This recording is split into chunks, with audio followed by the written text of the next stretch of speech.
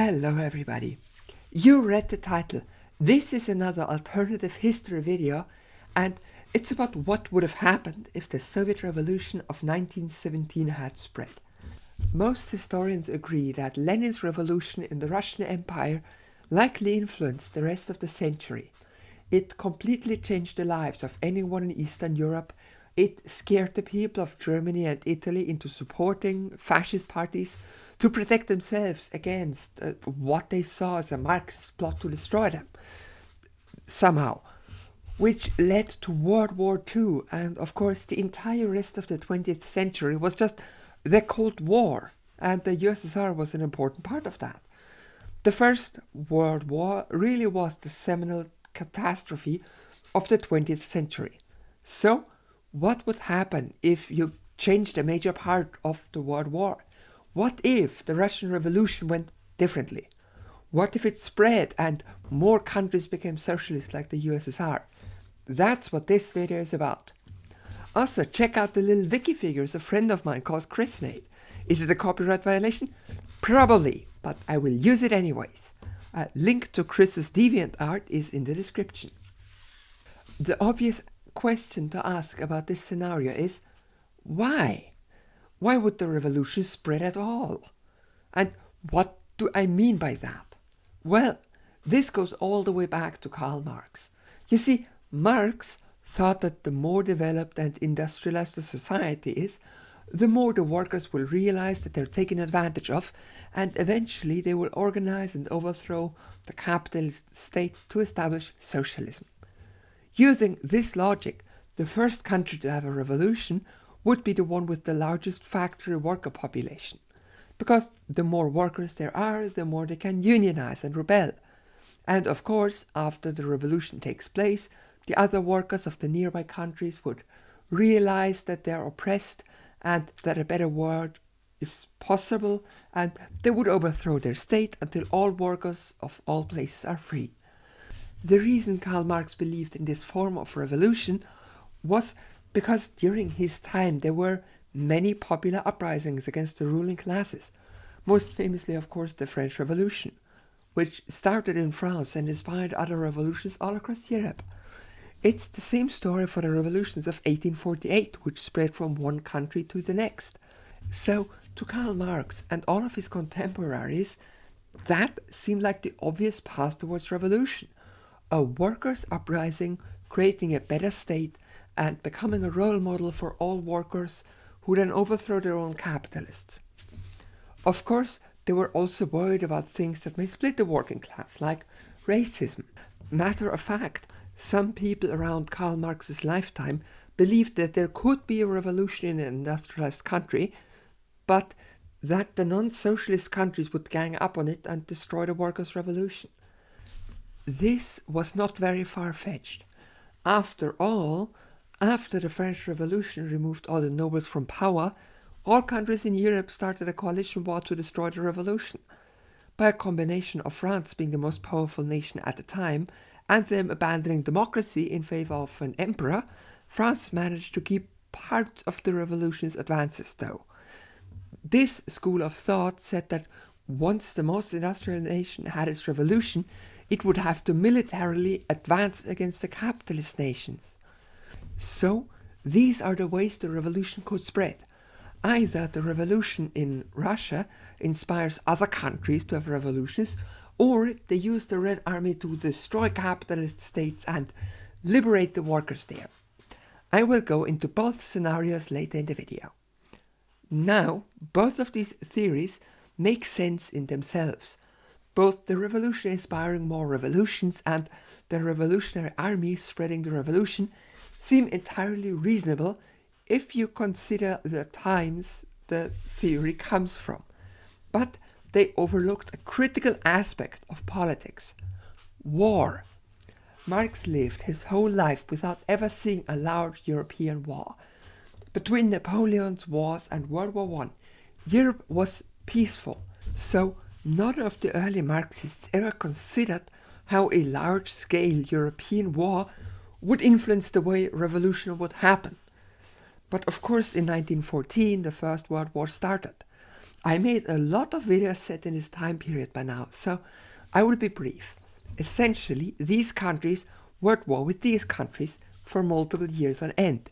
When the wars started, it completely split the leftists of Europe. Before the war, they were all generally Marxists and they were all internationalists. That means they focused on global workers' cooperation rather than splitting the working class via nationalism. But when the war started, that changed. A lot of parties said that the war was imperialist and against the interests of the working class. And other parties said that the victory of their nation is more important than international revolution.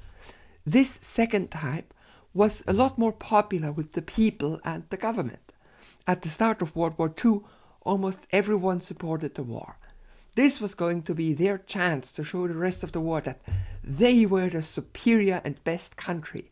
And with modern technology like telephones and trains, the war would surely be over in a few months. Some socialists even went accelerationist and said that the war in Europe was great because it would make the people so miserable that they would overthrow their capitalist government. A notable socialist who thought like that was Mussolini. Yes, the inventor of fascism. He was a socialist during the war. Nobody agreed with him on the whole war being good thing, so he was kicked out of his party. Of course, contrary to everyone's expectation, the war was not over by Christmas, or the next Christmas, or the year after that.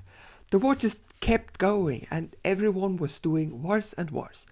The people suffered from hunger or from having their homes destroyed and their family killed in the war, so they were angry. And with that, the leftist parties that supported their country in the war were losing in popularity, and the international leftist parties grew again. Of course, the most interesting country to discuss is Russia, because it was the first country to have enough of the war, and there was a revolution to overthrow the Tsar and end the war. A liberal democratic republic was established, but it failed to end the war. So a Russian socialist named Lenin and his party overthrew the republic and declared their own People's Republic. They claimed to be ruling on behalf of the working class. Now, this is not how anyone expected a socialist revolution to happen. It was meant to start in the most industrialized nation, which, depending on how you want to count it at this time, was Germany, the UK, or the USA. Russia was a rural backwater with barely any industrial power.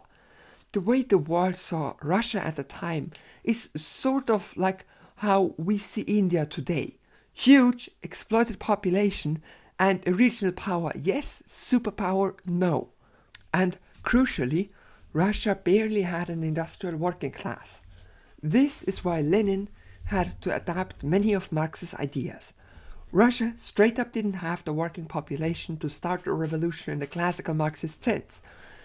But Lenin was aware that you don't get a chance to overthrow a capitalist government every day. So he made up his own adaptation of Marxism, named Marxism-Leninism, often shortened to just Leninism. What Leninism was changed over time, but very basically, Lenin and his party of educated people who knew about Marx and capitalism's issues would take power.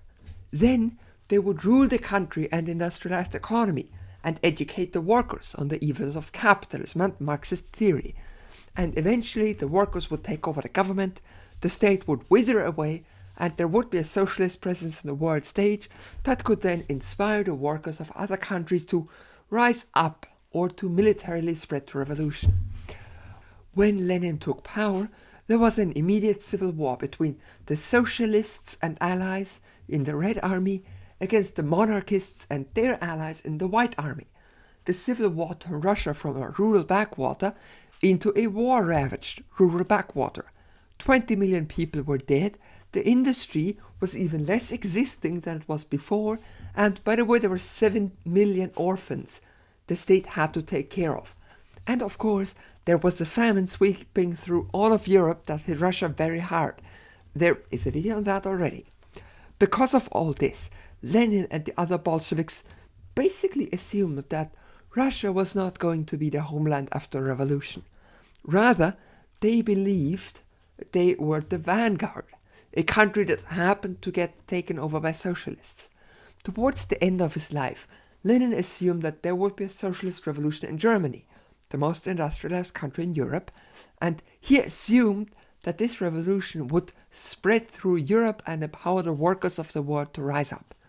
Of course, Germany was very close to a revolution at the time, but ultimately Lenin died and there was never a successful revolution in Germany.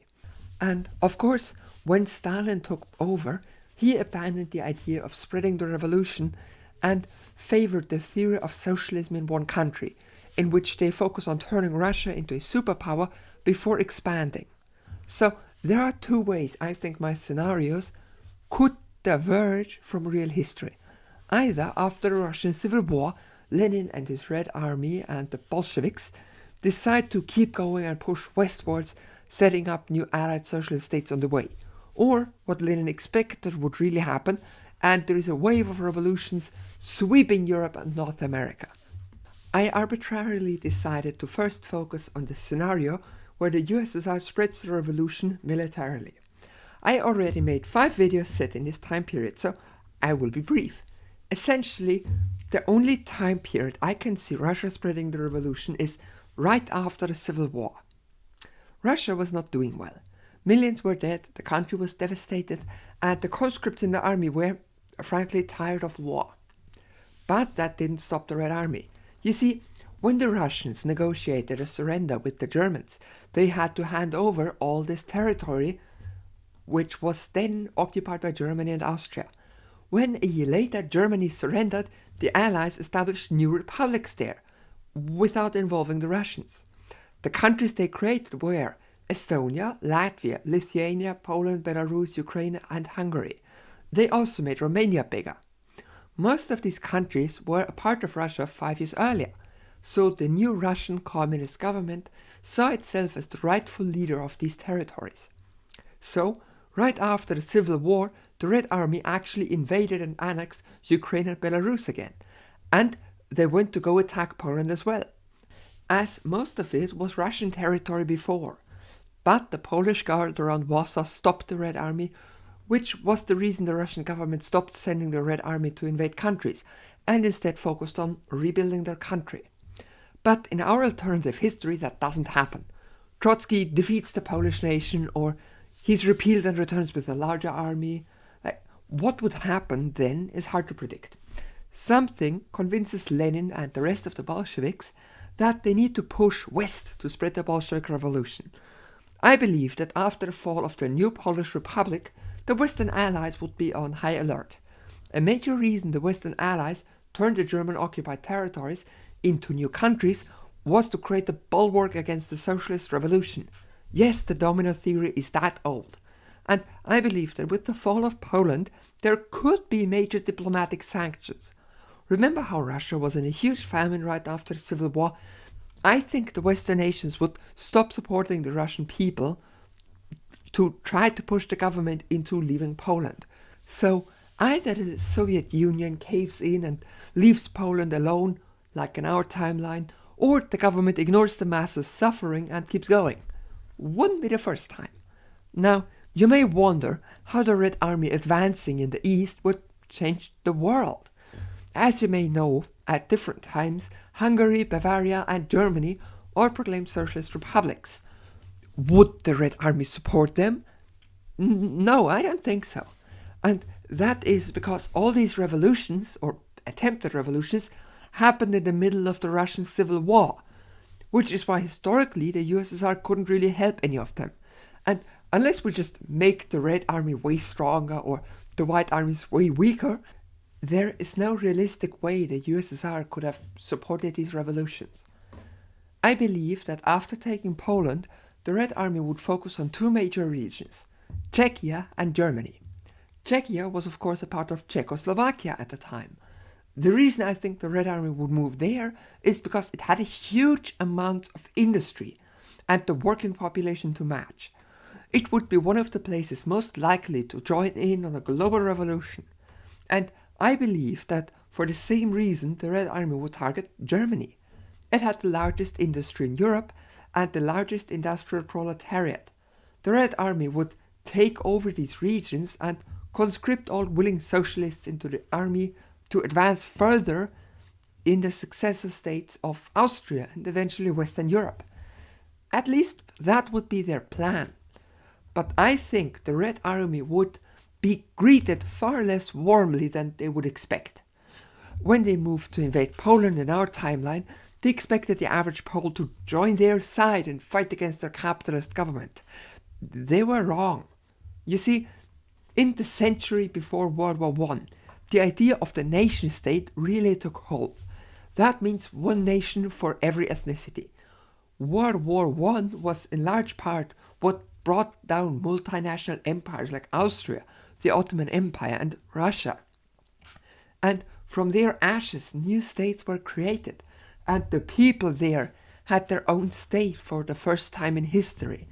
And this desire to have an independent state often outweighed the class consciousness.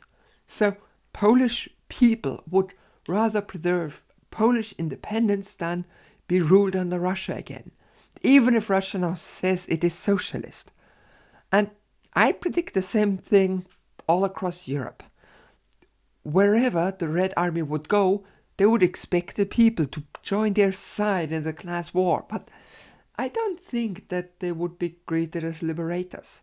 I think they would be seen as an invading army. Keep in mind that all of Eastern Europe was either subjugated by or fighting against Russians during the First World War. They were at war for years. Millions died fighting the Russians. And now suddenly they show up and say they're liberators? I don't think the average person would take that. And paramilitary organizations like the Rightist Freikorps in Germany would definitely not accept that. I believe they would resist Soviet expansion with their whole might. Of course, likely some workers would rise up against the capitalist governments to side with the Soviets, but they were crushed in 1919, so I have little reason to believe that they would succeed in this timeline. If you want to know more about the 1919 revolution, I have a video on it, and a video on what if it would have succeeded.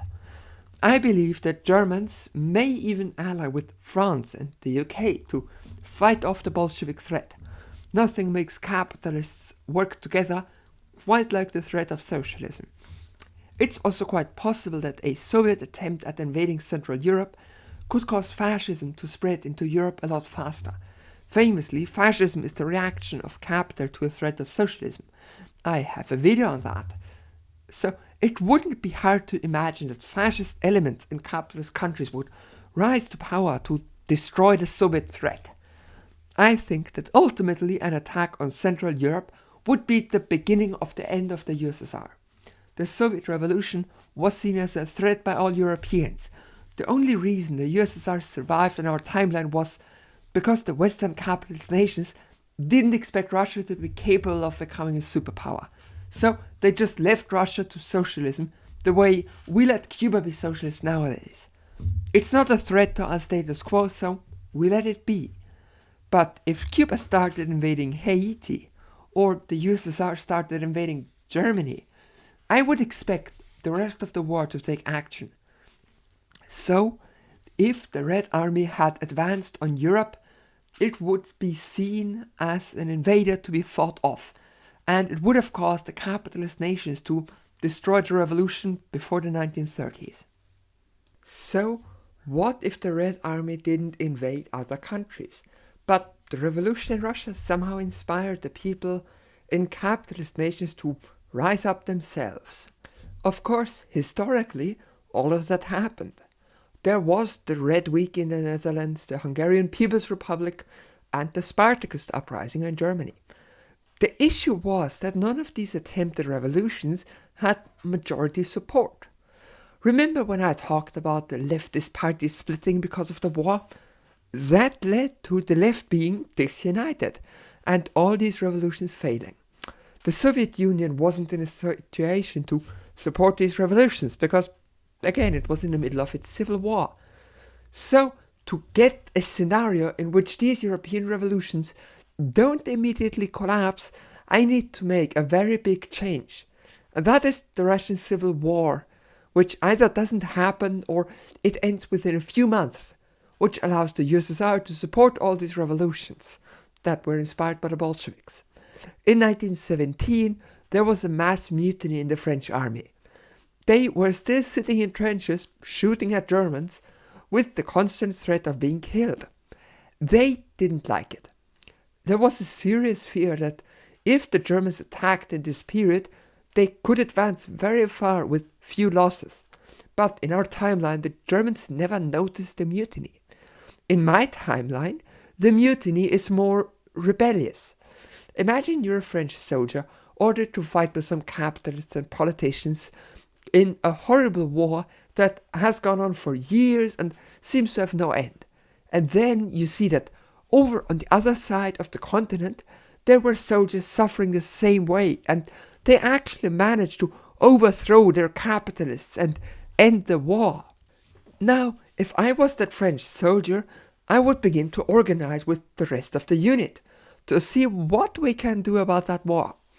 I would imagine it could be like in the Russian army, and there would soon be soldiers' councils established. These councils and the ideas they represent could quickly spread through all of France, causing workers' councils to form. And if you know the Soviet Revolution, you know that this would lead to dual power until someone in the government declares the Council Communist Republic. The reason I am suggesting a Council Communist Republic is because that was simply the most popular form of socialism at this time. So, I think within late 1917, France could fall to a socialist revolution. I estimate that all the British and Commonwealth soldiers in France and Belgium would be sent home by the French High Command. Likewise, they may simply not allow the US to fight on their land anymore. You may think that this would massively weaken France from a military standpoint. And you would be correct. Much like how Germany took a lot of land of Russia after the revolution, I expect them to push further into France. But not for too long. As mentioned before, Germany had the largest industrial workers' population in Europe. And I think that seeing two revolutions in close succession may be enough to cause fatigue among the German people. I think that by early 1918, Karl Liebknecht and Rosa Luxemburg would start their revolution, the same way they did in 1919 in our timeline, with the role model of Russia and France, as well as the reactionary armies being busy on the Western Front. I estimate that this revolution would be successful and that the Germans, French and Russians would all sign peace treaties. I believe that even in this timeline, Austria-Hungary still collapses into many smaller states. The only difference may be that there is Czechia and Slovakia instead of Czechoslovakia. Historically, Hungary proclaimed a socialist republic, which was destroyed for a lack of support. With a socialist Germany, Russia and France, I think the Hungarian People's Republic would survive. I would also expect the socialist nations to support revolutions in other places like Austria, the Netherlands and Czechia. So, we have all these socialist nations all over Europe. Clearly everything is perfect now, right? No. There were millions of men in all these countries that were heavily armed and trained to obey the command of their superior without question. And I think it would be naive to assume that the army leaders would just let a revolution happen. The German armies, led by nobles in France, would turn around towards the Rhineland where German industry lives. The colonial governments in France would refuse to recognize the new French Socialist Republic, and the old governments may even be in exile in some colony. The Hungarian Socialist Republic, of course, was surrounded by enemies immediately and was eventually destroyed by them. In this timeline, I expect socialist nations to support each other through the civil wars. Russia may send the Red Guards to protect the German Rhineland. And I think that this is what would sway the civil wars. Communists work together. The army leaders that just spent years fighting each other would refuse to cooperate. So there would be remnants of the French and German armies that refused to cooperate at all, while the militias of the socialist countries worked together to destroy them. it's hard to estimate what would happen to smaller nations in Europe in this timeline. I would imagine Italy and Spain remaining capitalist, with Germany, France and Russia being socialist. There could also be sort of Cold War as Italy and Spain, along with the USA, attempt to defend smaller capitalist states like Belgium, Austria, Switzerland and so on from communist-supported rebellions. Now, you may think I forgot about an important thing, and that is the United Kingdom. The UK had little major socialist movements during the war, but I don't think that makes a revolution impossible. When I explained the French Revolution in my scenario, it started with the soldiers forming councils and spreading their ideas. In the trenches of the Western Front, French and British freely interacted, so I believe that these French ideas of a revolution may spread to the British. And then, when the government is overthrown and the French kick out the British, the former soldiers would go home to their villages and families and begin to talk, which spreads revolutionary ideas. I believe that this would cause uprisings and general strikes all across the UK, but I don't believe that they would be successful. The UK was among the richest countries in the world at the time, and 20% of the global population lived under the British flag. Even if there was a revolution in the UK, the royal armies from India and Canada would likely squash any uprisings against the king. Let us now come to the USA, the country with the largest industrial workers' population in the world. Remember that in our timeline, the Americans joined the war shortly before the French had their revolution and forbade American troops from landing. I think this would cause a strong hatred for socialists, both for the hundreds of thousands who were drafted only to be sent home again, but more importantly, the bankers.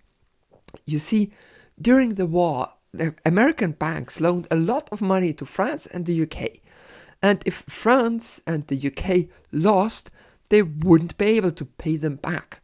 So the bankers lobbied the American government to join the war. But in that timeline, the French government is overthrown, making them unable to pay back their loans. I think that because of that, as well as the shock of the revolutions in Europe, the American capitalist class would turn ultra anti-socialist. Historically, just the Russian Revolution itself caused an entire Red Scare in the United States. Everyone was terrified of a socialist takeover, and the government had plans to take military action against possible Marxist revolutions. They also banned stuff like unions, anarchist newspapers, communist meetings, and so on. I think that in this timeline, this can only be even worse. There would be no revolution in the United States. It's even possible that the United States government would grow more authoritarian than it was in our timeline. So ultimately, we have communist France, Germany and Russia, along with some smaller nations, and capitalist Italy, Spain, UK and USA. I believe around this time a sort of Cold War would start. The communist nations would encourage revolutions in the colonies of the capitalist nations, and the capitalist nations would try to support anti-communists in socialist countries. Things like the Chinese Civil War or the border clashes in Eastern Europe may be used as proxy wars. All in all, the countries would likely not go to war. England and the US wouldn't have a chance against the united European continent, so they wouldn't attack. And the communist nations had their revolutions precisely because the people no longer wanted war. All in all, the two sides would likely be evenly matched.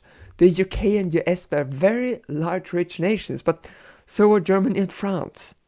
As time would go on, the Soviet Union would grow strong enough to rival the United States, while the old powers of France and the UK slowly fall. Ultimately, it would be a very separate timeline to our own. And of course, because there are no nuclear weapons, the chance of a great European war like World War II would be greater.